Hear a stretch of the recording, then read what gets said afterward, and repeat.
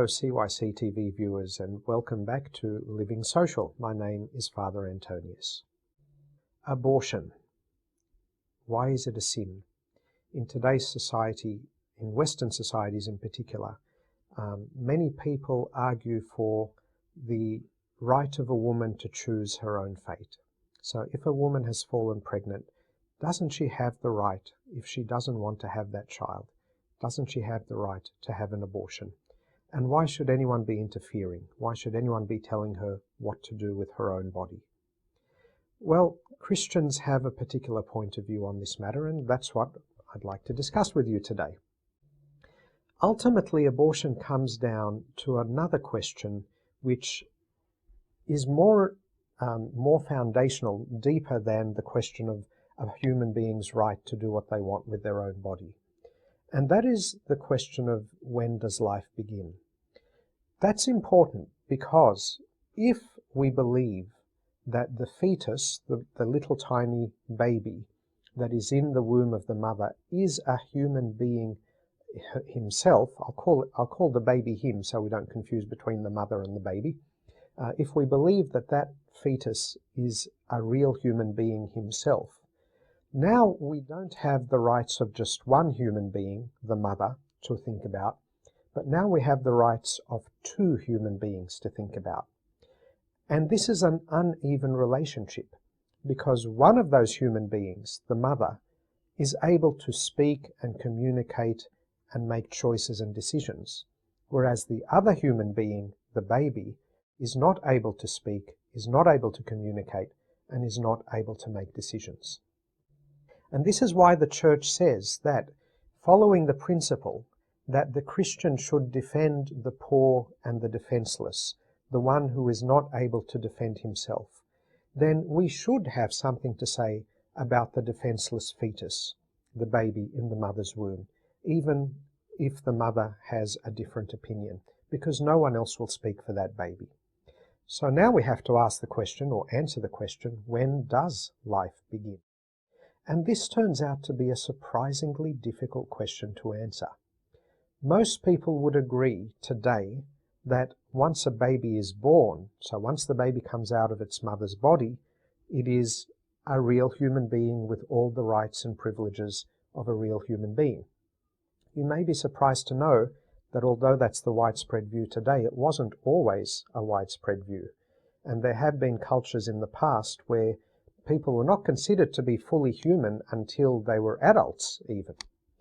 At the other end of the spectrum is the view that a human being is a real human being from the moment of conception, from the moment that the human egg with the human sperm are united, the sperm goes inside the egg, and now you have all of the genetic material that makes that individual person, that makes that human being.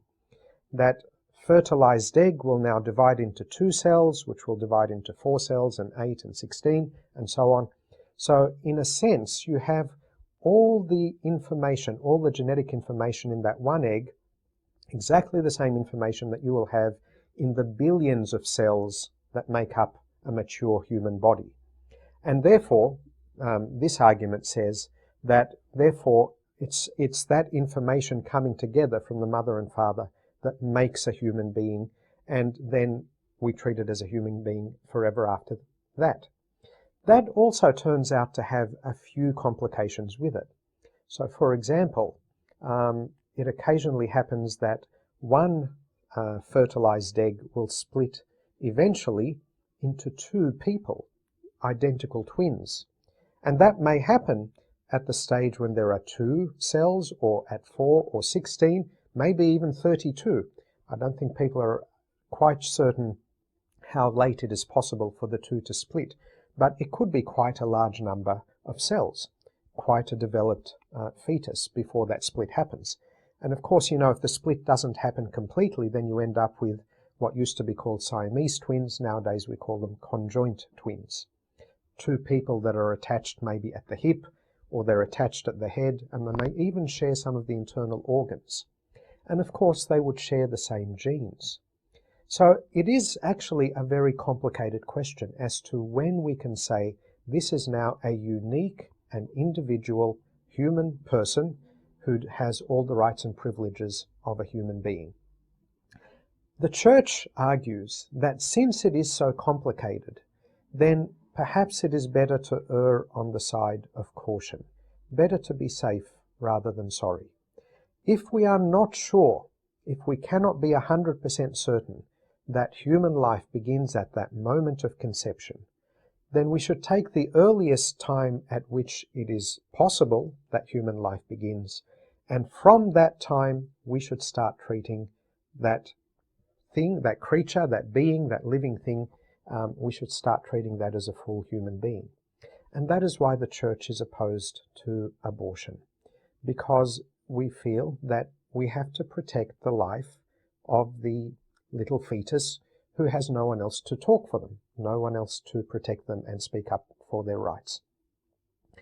Now, as we said, it is often argued nowadays, but the woman has a right over her own body.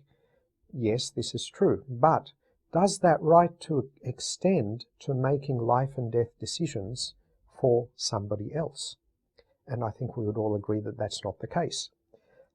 We would all agree that if a woman had a baby, let's say she had the full 9-month pregnancy and she gave birth to the baby, and then decided, you know what, I really don't want to have this baby. I don't want a child right now.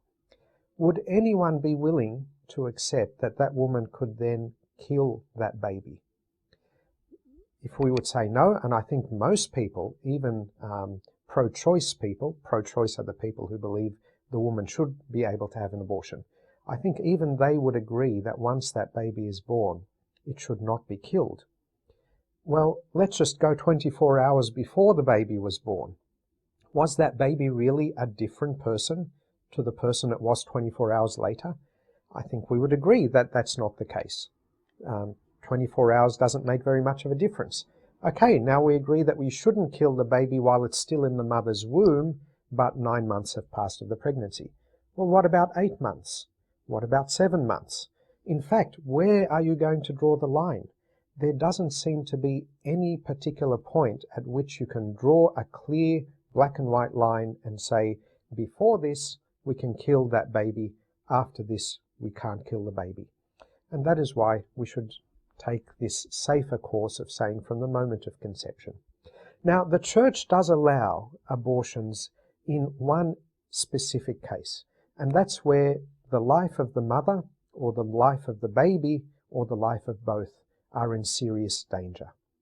In this situation, what is the point of letting the woman continue her pregnancy if it's going to kill her and probably very likely kill the baby as well? So in this case, we take the lesser of two evils and we accept that the sacrifice of one life to save the other life is better than losing both lives. But that's a very special and specific sort of case. I'd like to finish by just saying that in practice, as a priest over many, many years, I've come across many families who considered having abortions, not for health cases like that, but for social reasons. We don't both have a job, we can't afford it, we weren't ready, those kinds of things. And in all of those cases, when they realized that this was a real human being living in the womb of the mother, they decided to keep the baby. And I can say to you with 100% confidence that not a single one of them has regretted making that decision. Because after all, that baby grew into a beautiful, lovely, happy person who now brings lots of joy to their life. And of course, some of you may know that one of the people who was in that exact case, a baby who came along unexpectedly when the parents were very old, and in fact I believe the mother died in childbirth as she was giving birth to that child. The family considered an abortion, but they decided not to go ahead. And that baby was born, a beautiful little boy who grew up to be His Holiness the late Pope Shenouda III. Imagine if his parents had said, "We're too old to have a baby now, we should have an abortion," and they went ahead. Imagine what the Coptic Church would have missed out on if they had done that. The thing is, we don't know what will happen in the future. God knows, and the Christian trusts in the wisdom of God. If God allows a conception to occur to a particular couple at a particular time, then this is in God's hands. and we ought to allow God's will to be fulfilled. Thank you for listening, and God bless, and I'll see you next time.